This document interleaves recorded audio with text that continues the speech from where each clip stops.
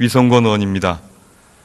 우선 최근 잇따른 참사로 인해 희생되신 국민들의 명복을 빌며 다시는 이러한 안타까운 일이 발생하지 않도록 국회 구성원의 한 사람으로서 국민의 안전을 지키는 데 최선을 다하겠다는 약속을 드립니다. 전 세계 축제인 평창 동계올림픽 개최가 목전에 와 있습니다. 성공적으로 개최되어 국가 제도의학의 원동력으로 삼고 남북 평화와 공존의 희망의 사다리가 될 수 있기를 간절히 기원합니다. 지난 2016년 추운 겨울 날씨에도 불구하고 국민 여러분께서는 밝혀주셨던 촛불의 의미를 기억하며 국회의원의 한 사람으로서 국민 여러분께 존경과 감사의 마음을 전하며 대정부 질문을 시작하겠습니다. 이낙연 국무총리께 질문드리겠습니다.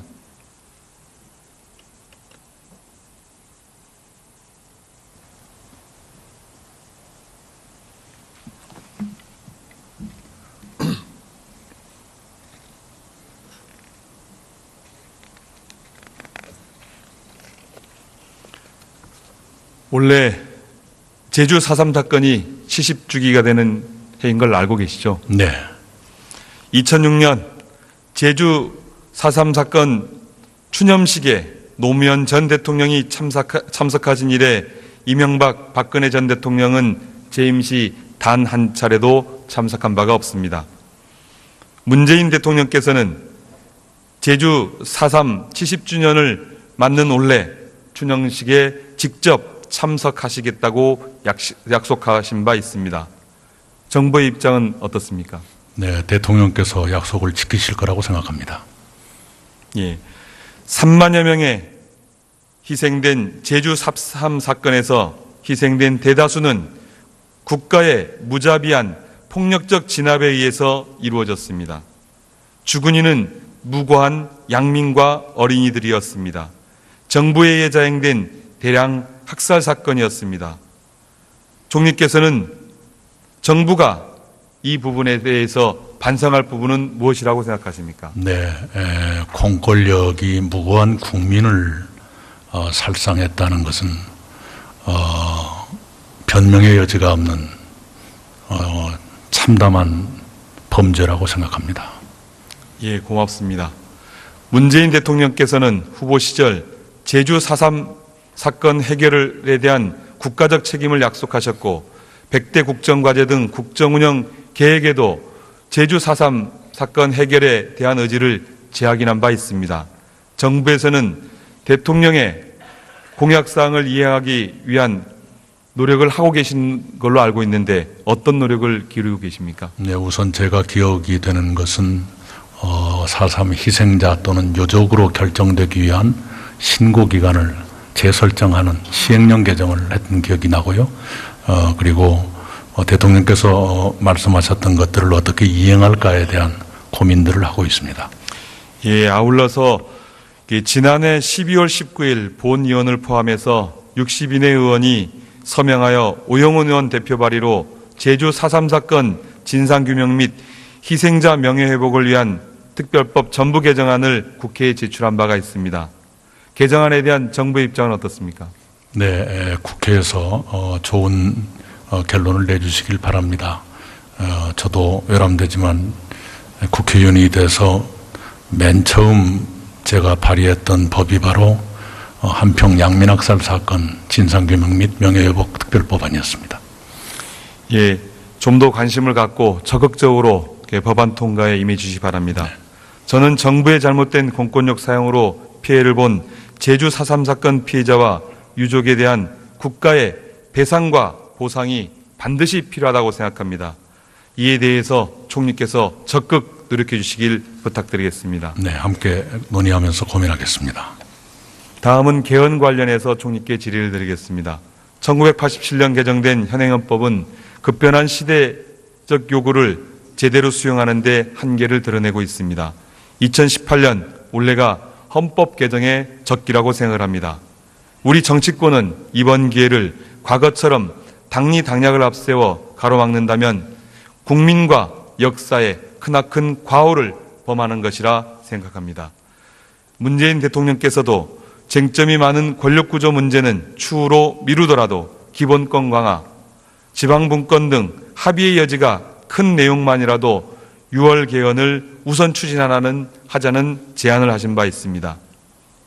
본 의원은 6월 지방선거와 동시에 개헌을 해야 된다고 보는데 총리 의견은 어떻습니까? 네, 작년 대통령 선거 때 모든 주요 후보가 함께 공약했던 것이 그것이고요.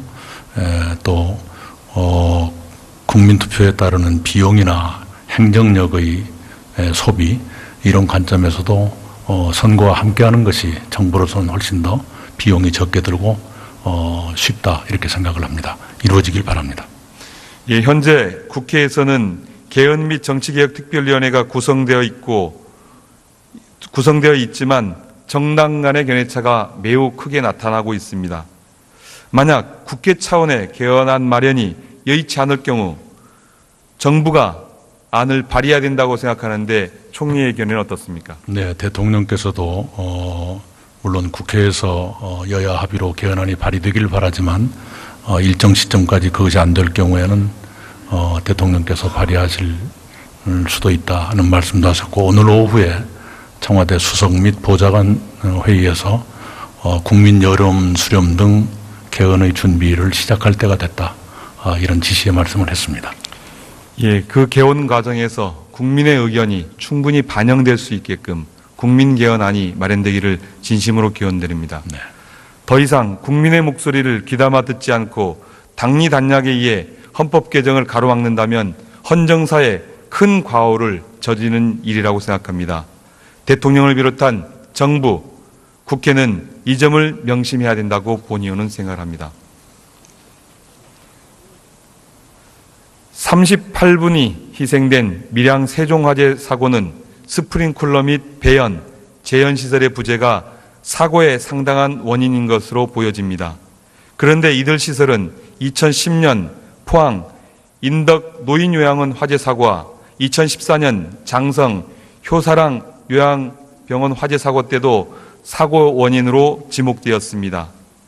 이 문제가 현재까지 개선되지 않은 이유는 무엇이고 앞으로의 향후 대책은 무엇입니까?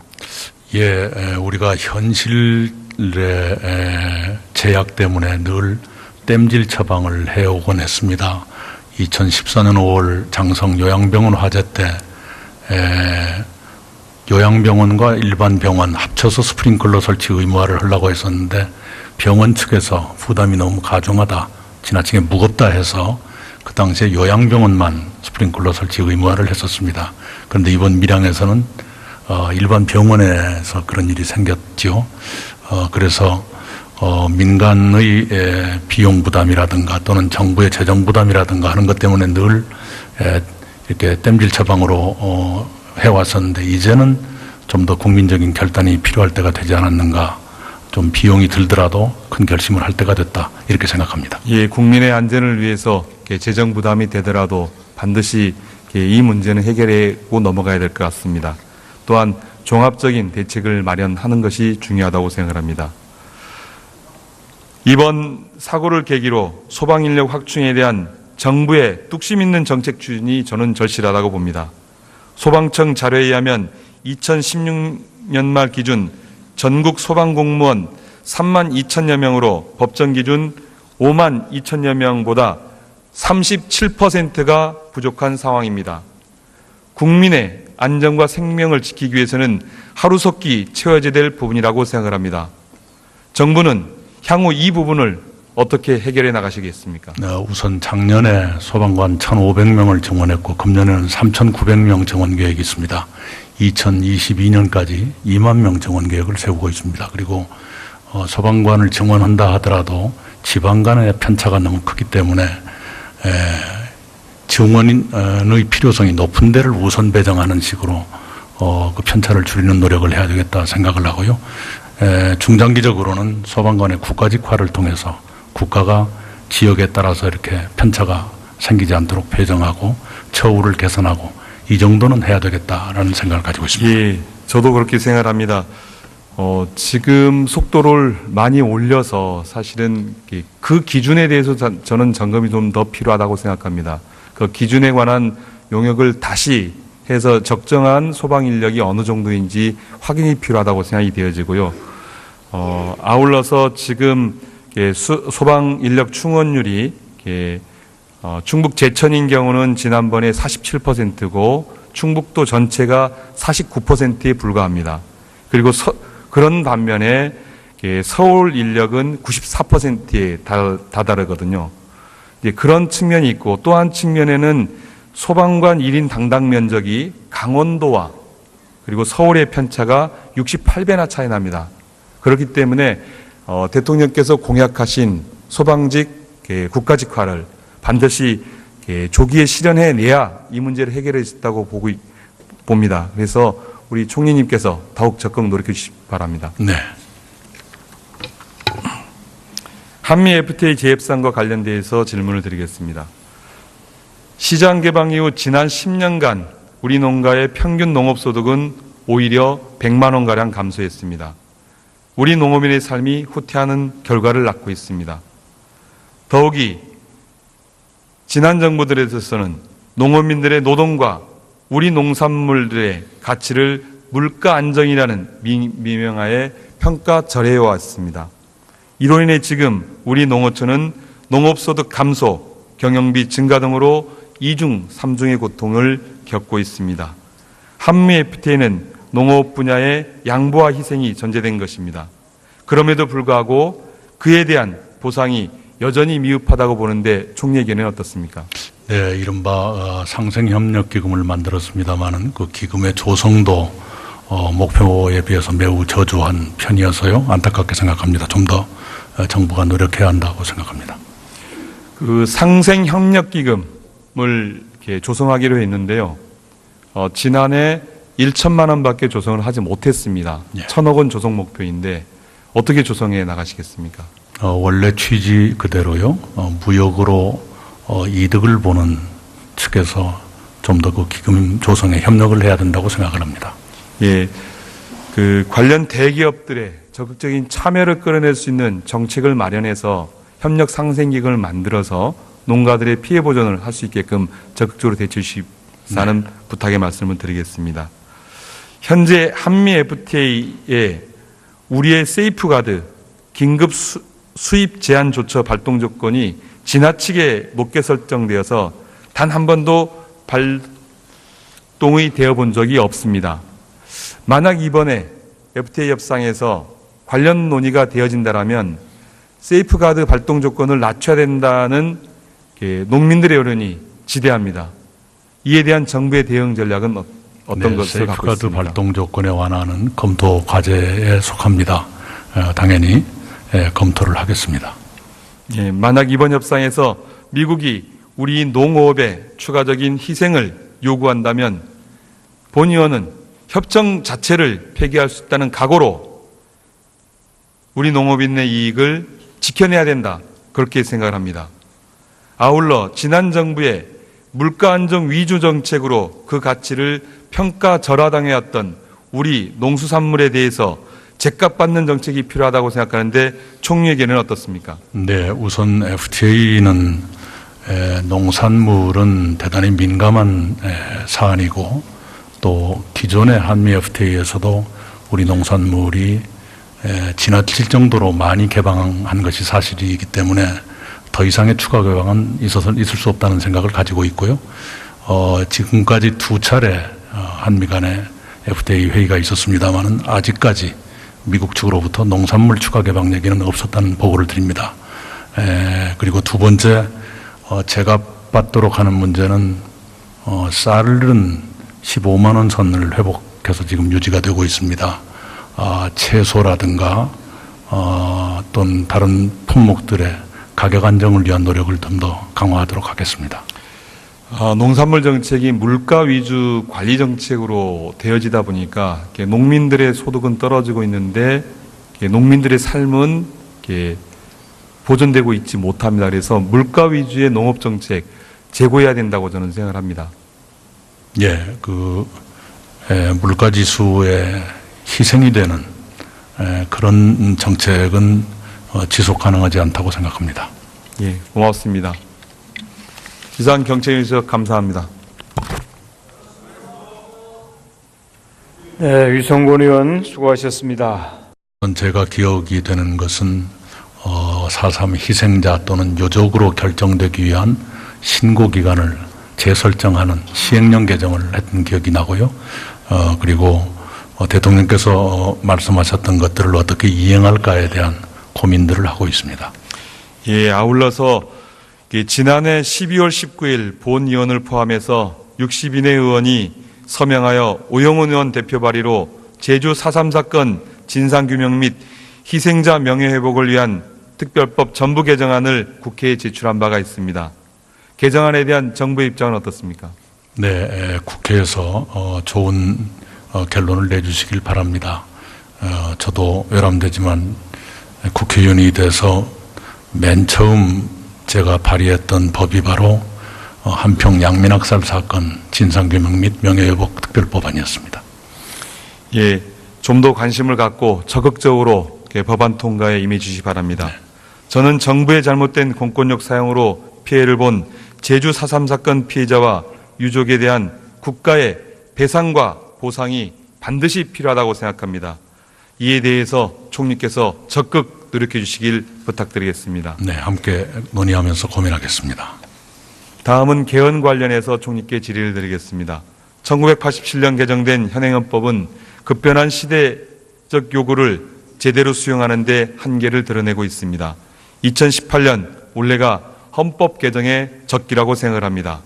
우리 정치권은 이번 기회를 과거처럼 당리 당략을 앞세워 가로막는다면 국민과 역사에 크나큰 과오를 범하는 것이라 생각합니다. 문재인 대통령께서도 쟁점이 많은 권력구조 문제는 추후로 미루더라도 기본권 강화, 지방분권 등 합의의 여지가 큰 내용만이라도 6월 개헌을 우선 하자는 제안을 하신 바 있습니다. 본 의원은 6월 지방선거와 동시에 개헌을 해야 된다고 보는데 총리 의견은 어떻습니까? 네, 작년 대통령 선거 때 모든 주요 후보가 함께 공약했던 것이 그것이고요. 또 국민투표에 따르는 비용이나 행정력의 소비 이런 관점에서도 선거와 함께하는 것이 정부로서는 훨씬 더 비용이 적게 들고 쉽다 이렇게 생각을 합니다. 이루어지길 바랍니다. 예, 현재 국회에서는 개헌 및 정치개혁특별위원회가 구성되어 있지만 정당 간의 견해차가 매우 크게 나타나고 있습니다. 만약 국회 차원의 개헌안 마련이 여의치 않을 경우 정부가 안을 발의해야 된다고 생각하는데 총리의 견해는 어떻습니까? 네, 대통령께서도 물론 국회에서 여야 합의로 개헌안이 발의되길 바라지만 일정 시점까지 그것이 안 될 경우에는 대통령께서 발의하실 이래 이명박 박근혜 전 대통령은 재임 시 단 한 차례도 참석한 바가 없습니다. 문재인 대통령께서는 제주 4.3 70주년을 맞는 올해 추념식에 직접 참석하시겠다고 약속하신 바 있습니다. 정부의 입장은 어떻습니까? 네, 대통령께서 약속을 지키실 거라고 생각합니다. 예, 3만여 명의 희생된 제주 4.3 사건에서 희생된 대다수는 국가의 무자비한 폭력적 진압에 의해서 이루어졌습니다. 죽은 이는 무고한 양민과 어린이들이었습니다. 정부에 의해 자행된 대량 학살 사건이었습니다. 총리께서는 정부가 이 부분에 대해서 반성할 부분은 무엇이라고 생각하십니까? 네, 공권력이 무고한 국민을 살상했다는 것은 변명의 여지가 없는 참담한 범죄라고 생각합니다. 예, 고맙습니다. 문재인 대통령께서는 후보 시절 제주 4.3 사건 해결에 대한 국가적 책임을 약속하셨고 100대 국정과제 등 국정운영 계획에도 제주 4.3 사건 해결에 대한 의지를 재확인한 바 있습니다. 정부에서는 대통령의 공약사항을 이행하기 위한 노력을 하고 계신 걸로 알고 있는데 어떤 노력을 기울이고 계십니까? 네, 우선일 수도 있다 하는 말씀도 하셨고, 오늘 오후에 청와대 수석 및 보좌관 회의에서 국민 여름 수렴 등 개헌의 준비를 시작할 때가 됐다, 이런 지시의 말씀을 했습니다. 예, 그 개헌 과정에서 국민의 의견이 충분히 반영될 수 있게끔 국민 개헌안이 마련되기를 진심으로 기원드립니다. 네. 더 이상 국민의 목소리를 귀담아 듣지 않고 당리단략에 의해 헌법 개정을 가로막는다면 헌정사에 큰 과오를 저지르는 일이라고 생각합니다. 대통령을 비롯한 정부, 국회는 이 점을 명심해야 된다고 본의원은 생각합니다. 38분이 희생된 밀양 세종화재 사고는 스프링클러 및 배연, 재연시설의 부재가 사고의 상당한 원인인 것으로 보여집니다. 그런데 이들 시설은 2010년 포항 인덕 노인요양원 화재 사고와 2014년 장성 효사랑 요양병원 화재 사고 때도 사고 원인으로 지목되었습니다.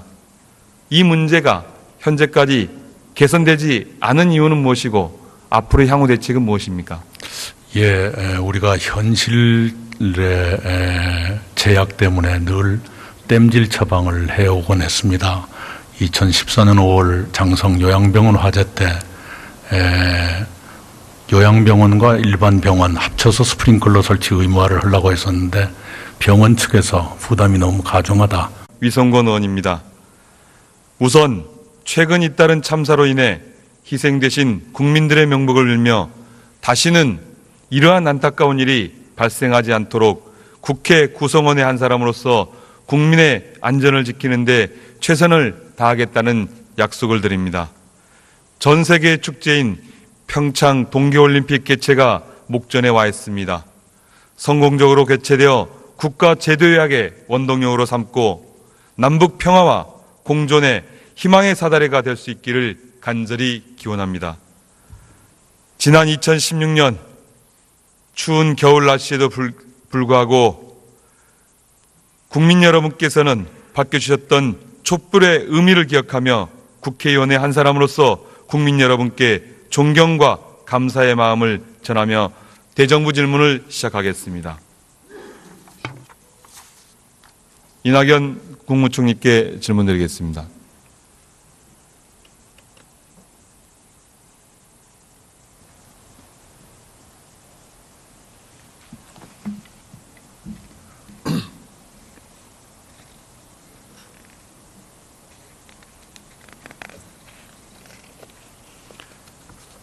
원래 제주 4.3 사건이 70주기가 되는 해인 걸 알고 계시죠? 네. 2006년 제주 4.3 사건 추념식에 노무현 전 대통령이 참석하지